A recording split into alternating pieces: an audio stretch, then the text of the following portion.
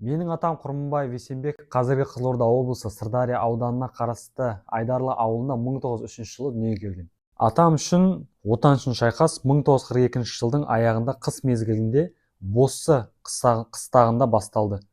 Атам аға лейтенант Құрманбаев Есенбек 51-ші армия 156-шы бригада 2-ші атқыштар бригадасында танкке қарсы рота командирі еді.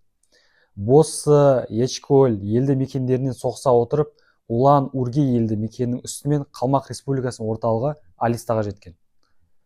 1943 жылы Ростов қаласын азат ету жолында үлкен шабуылға дайындық барысында атам Құрманбаев Есенбек батальон командирі деңгейінде шабуыл тобының командирі болып тағайындалады.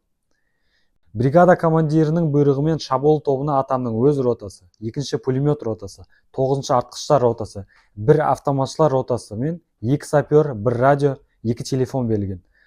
Барлығы 206 адам еді.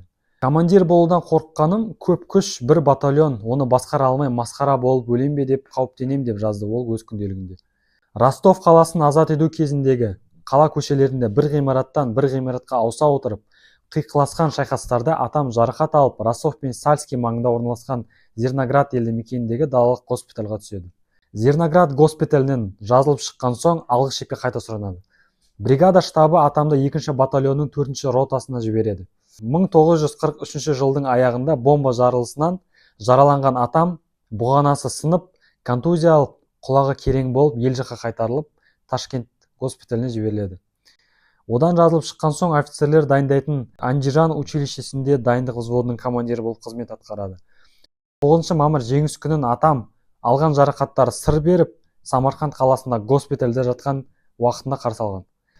Мен атамды мақтан тұтам, ол нағыз батыр.